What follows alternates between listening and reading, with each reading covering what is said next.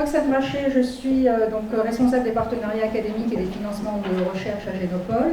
Et je suis également, sur une partie de mon temps, point de contact national auprès du ministère en charge de l'enseignement supérieur et de la recherche, point de contact national pour les programmes santé, programmes européens en santé. Donc c'est surtout avec cette casquette que je vais vous faire cette présentation. Donc tout d'abord, juste deux mots pour définir ce qu'est les points de contact nationaux. En fait, ce sont des équipes qui sont soutenues par la Commission européenne dans l'ensemble des pays européens, mais il en existe aussi dans les pays hors de l'Europe. Et leur mission, c'est d'être le relais auprès de la communauté scientifique, un point d'information, un point d'orientation vers les guichets de financement, et de contribuer ainsi au plan, alors en France, au plan d'action national pour l'amélioration de la participation française au programme européen. Donc voilà, vous voyez qu'il y en a dans les différents thèmes de recherche, et notamment en santé. Et donc pour la santé, nous sommes une équipe de 4 personnes, que les scientifiques et les porteurs de projets peuvent contacter. Nos activités, comme je l'ai dit, c'est de l'information, c'est de l'orientation, mais c'est aussi de l'animation, de webinaires ou de formations pour vous aider à naviguer dans le grand labyrinthe européen. On anime par exemple des événements de réseautage pour favoriser la création de nouveaux partenariats et vous inciter à monter des consortiums pour déposer des projets européens. Et nous avons donc des outils de communication, des newsletters, des webicafés, etc. Et bien évidemment, comme je l'ai dit, il y en a, donc ces points de contact nationaux existent dans l'ensemble des pays européens et aussi hors Europe. Donc, ce qui nous permet aussi d'avoir une interaction avec l'ensemble des pays éligibles au programme européen.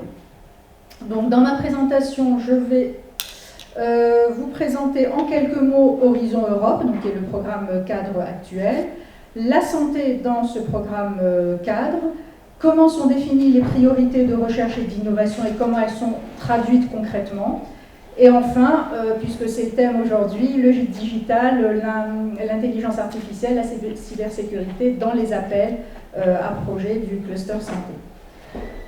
Donc Horizon Europe, vous voyez, c'est le 9e programme cadre donc, qui court de 2021 à 2027 et qui englobe un ensemble d'instruments pour financer donc, la recherche mais aussi l'innovation. Et parmi les nouveautés qu'il y a eu dans ce 9e programme cadre, on a vu apparaître un certain nombre de partenariats de recherche. Alors quand je dis partenariats, c'est des partenariats qui sont cofinancés ou même institutionnalisés auprès de la Commission européenne, mais aussi des missions thématiques sur des sujets que l'Europe considère comme particulièrement stratégiques.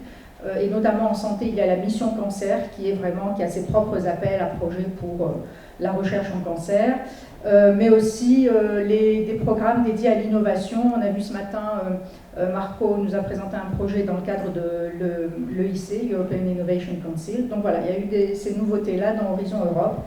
Et c'est le programme qui financièrement est le plus ambitieux avec 96 milliards d'euros dédiés à la recherche et à l'innovation.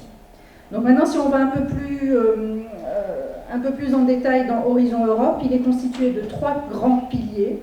Le pilier 1 qui va financer la recherche d'excellence, c'est notamment donc, la recherche individuelle, c'est les allocations Marie Curie, c'est les grandes ERC. Le pilier 2 qui finance strictement et exclusivement la recherche collaborative. Et donc ce pilier est organisé en différents thèmes de recherche et dans lequel on va retrouver le cluster santé dont je vais vous parler. Et le pilier 3, eh bien, il est dédié à l'innovation avec des programmes, encore une fois, comme je l'ai cité à l'instant, tels que l'EIC. Et il y a donc des piliers transversaux qui visent à renforcer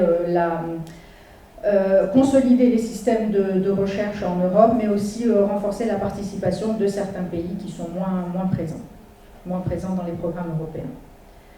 Donc maintenant, on va un peu plus en détail sur le cluster santé.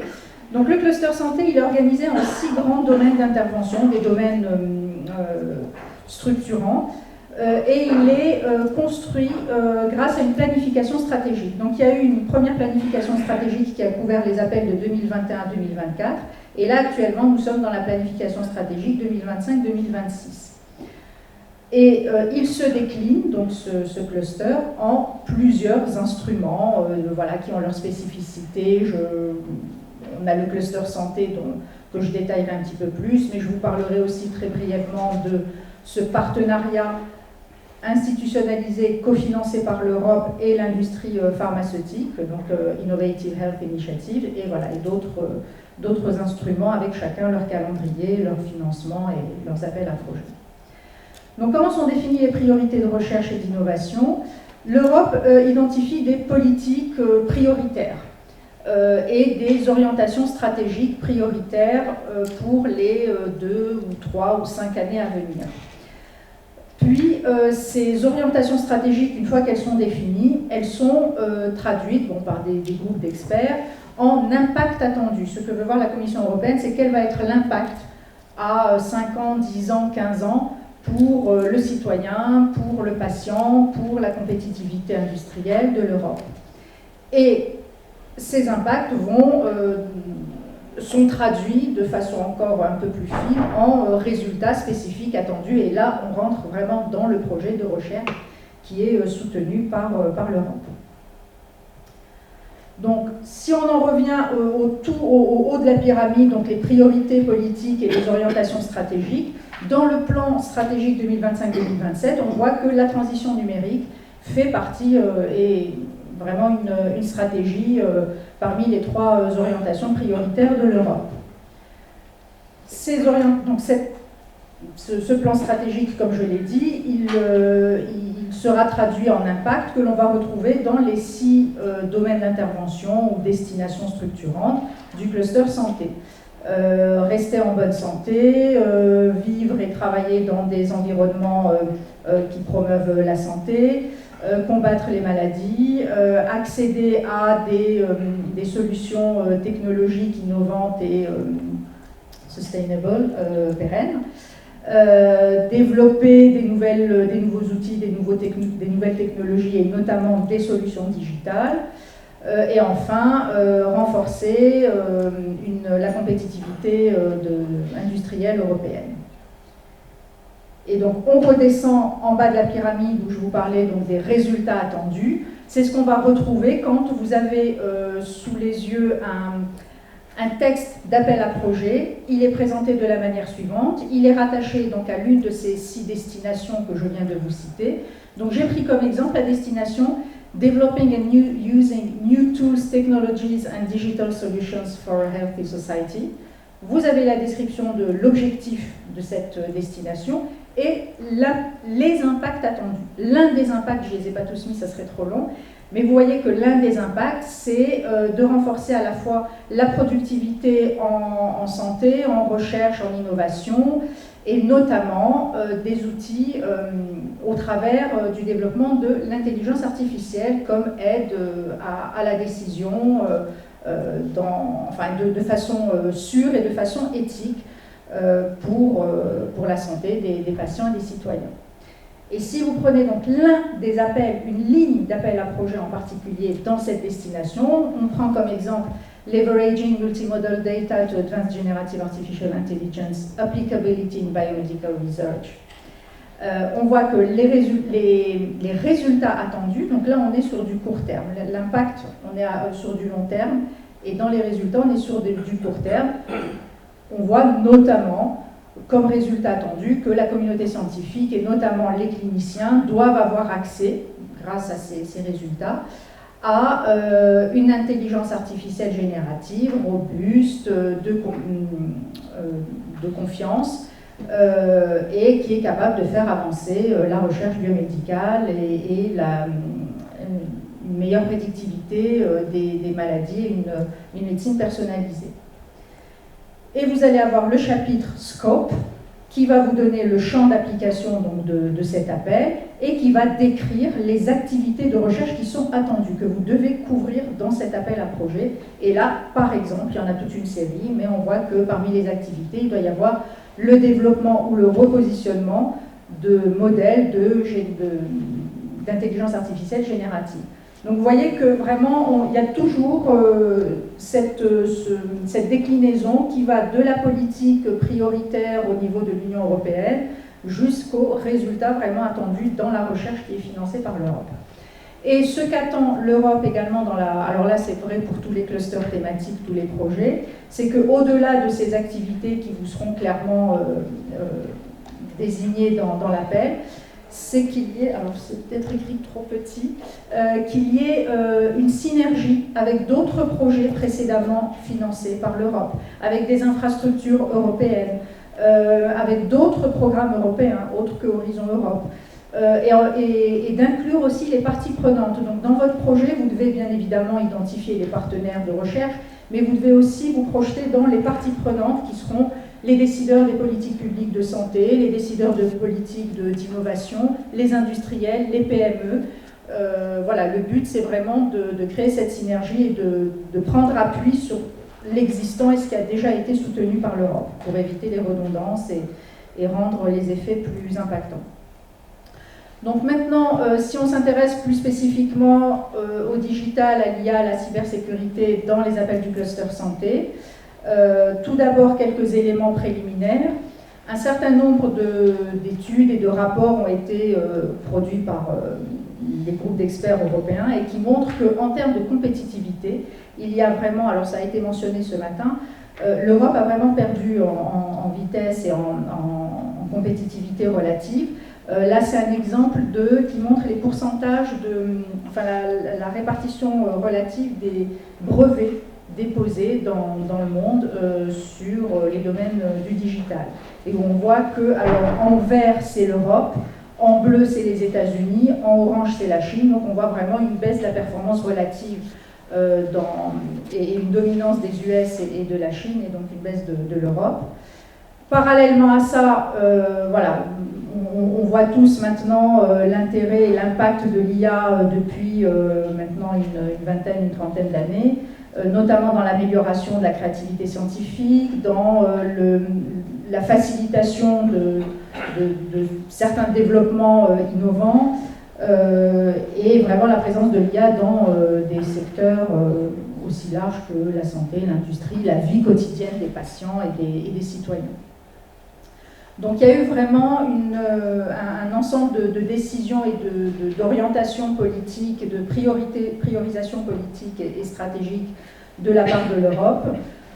Donc là, je ne vais pas citer, enfin je vous montre juste, vous aurez peut-être les diapositives, mais voilà, il y a un rapport sur la stratégie européenne en matière d'IA qui vise à faire de l'UE une plaque tournante de classe mondiale. Un plan d'action pour le continent de l'IA 2025, donc avec le développement d'une IA fiable, renforcer la compétitivité. On a toujours cette notion à la fois de l'intérêt pour le citoyen et le patient et de la compétitivité industrielle. Et enfin, parmi donc, les éléments clés qui figurent et qui ont déjà commencé, la création de giga-usines d'IA et de mécanismes qui visent à stimuler l'investissement dans ce secteur. Alors maintenant, concrètement, voilà, tout ça c'est la stratégie, les politiques prioritaires, etc. Mais tout ceci prend forme très concrètement dans les appels auxquels vous êtes susceptibles, et je vous y encourage de répondre. Donc là, j'ai listé les appels de 2021 à 2024, donc on est toujours dans le programme Horizon Europe, qui ont couvert alors, le digital ou plus spécifiquement l'intelligence artificielle. Donc vous voyez que sur 2021-2022, en général, c'est des périodes de 2 ans, hein, les programmes européens. Enfin, les appels sont édités sur une période de 2 ans. Dans le cadre du programme cadre qui, lui, dure 7 ans ou 8 ans. Donc, vous voyez qu'il y a en 21, 22, 1, 2, 3, 4, 5, 6, 7 appels à projets. Alors, Trustworthy AI, Data Driven Decision Support, Clinical Validation of AI Solutions, etc. Computational Models, World Data and or Synthetic Data in Regulatory Decision Making, etc. Et cybersécurité dans les dispositifs médicaux. Et sur 23-24, on a également 3 appels. Alors, l'IA ou le digital ou cybersécurité ne va pas forcément apparaître dans le titre. Donc c'est pour ça qu'il faut vraiment prendre le temps de regarder les appels. Voilà, ça n'apparaît pas forcément dans un titre, mais quand on regarde après les impacts et les résultats attendus, on voit bien que voilà, ça conserve de l'activité de recherche dans ces domaines-là. Donc là, on était à plus de 360 millions d'euros sur l'IA, la biologie ou la médecine computationnelle, la data, la cybersécurité, pour cette période-là. Et actuellement, dans les appels qui sont ouverts là, depuis le 22 mai, et dont la date limite de clôture est au 16 septembre, donc c'est un programme de travail sur une année exceptionnellement, avec voilà, comme politique prioritaire Artificial Intelligence Strategy, Digital Transition, donc pour renforcer, comme je l'ai dit, la compétitivité et l'autonomie européenne. Donc voilà, le programme, les appels 2025 ont vraiment cette volonté de renforcer le leadership dans les technologies de rupture médicale et de santé et l'autonomie stratégique, collecter et analyser des données de santé de grande ampleur, multimodales, l'utilisation de l'intelligence artificielle, etc. Donc bon, vous l'avez compris, voilà, il y a vraiment un accent qui est mis dans ces appels à projets. Et là, je vous ai listé, je ne sais pas si c'est visible, pour moi c'est petit. Donc il y a actuellement 4 appels dans le programme 2025 dans lesquels il est question de intelligence artificielle. Alors pour la gestion et la préparation et la réponse aux pandémies, pour les modèles pour améliorer les systèmes de soins et de santé, pour renforcer renforcer et développer et rendre plus compétitif le développement d'outils dans la recherche biomédicale, et enfin dans les développements industriels, des aspects réglementaires pour la digitalisation de certains procédés. Donc là, on est à, j'avais fait le calcul tout à l'heure, on est à environ 100 millions, un peu plus de 100 millions d'euros consacrés à ce thème-là, uniquement pour cette année. Et enfin, dans les discussions qui ont démarré pour les programmes 2026-2027, donc là, on revient sur une période de 2 ans, il est question donc de développer des méthodologies d'AI pour le développement de biomarqueurs prédictifs de progression de maladie, prédictifs de traitement dans les maladies chroniques, de développer des jumeaux numériques, notamment pour l'aide à la décision clinique en matière de prévention et de diagnostic, mais aussi on va retrouver l'IA dans de la recherche plus biotechnologique, cell-free protein synthesis, portable and versatile point of care diagnostic, etc. Donc voilà, ça continue, il y a toujours cette priorité de toute façon qui est propre à tout le programme cadre FP10. Et donc ça c'est pour le cluster santé, mais je vous ai dit au début qu'il y avait d'autres instruments. Donc dans l'instrument IACHI, qui est vraiment un partenariat public-privé entre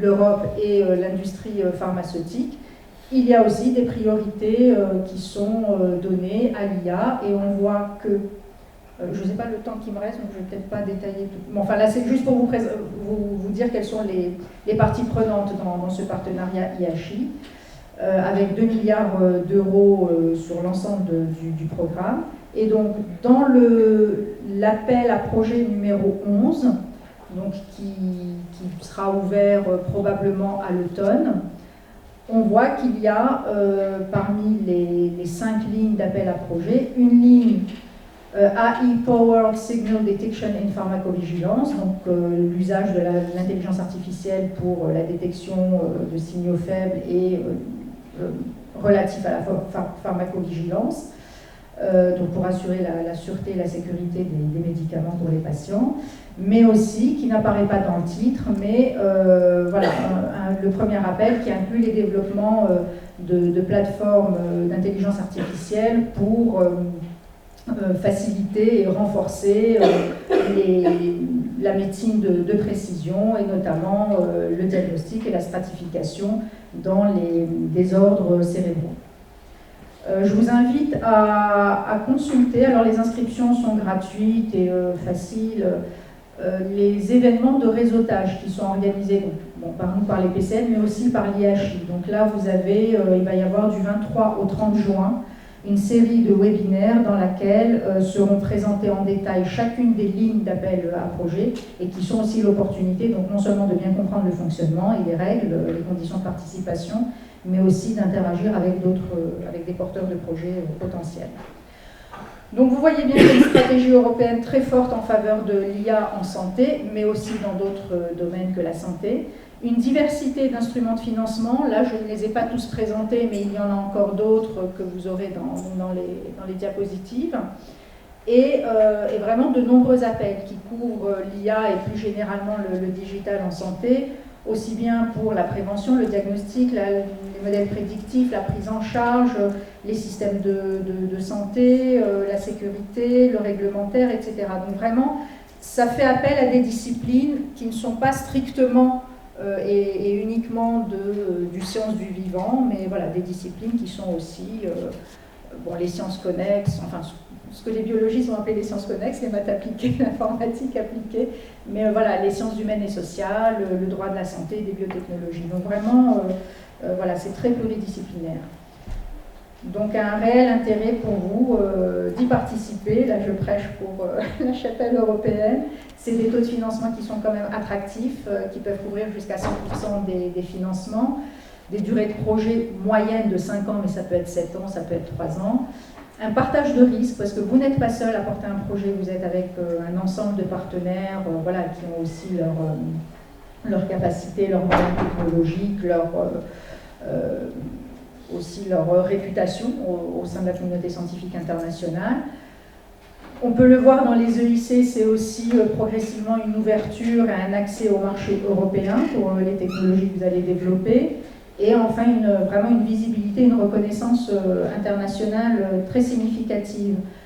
Certains scientifiques ici sur l'équipe, sur le campus génopolitain, enfin sur Évry, nous disent qu'au bout de quelques années de participation dans des projets, alors, en tant que partenaire tout d'abord, puis en tant que coordinateur, ont vraiment démultiplié de façon très significative, si bien que voilà, maintenant ils n'ont même plus besoin d'aller dans les événements de réseautage.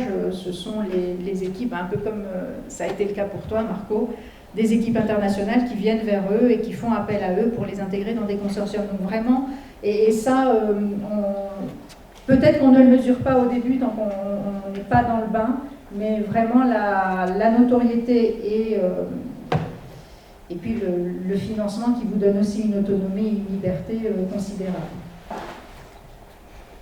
Et pour terminer, je vous ai mis là des liens vers des événements qui sont passés, enfin qui sont presque tous passés, mais qui sont encore ouverts en rediffusion, donc les webinaires d'information, mais aussi les événements de réseautage dans lesquels les chercheurs ont pitché leurs idées. Et donc vous pouvez à nouveau revisionner et vous rapprocher d'eux si vous y trouvez un intérêt. Et ici, les journées d'information pour l'IHI, qui sont encore ouvertes à inscription. Donc n'hésitez pas à consulter ces liens et à consulter le site français d'Horizon Europe. Et puis vous avez donc nos coordonnées pour, voilà, si vous avez besoin des PCN pour vous aider, vous informer, vous orienter. Merci. Merci beaucoup.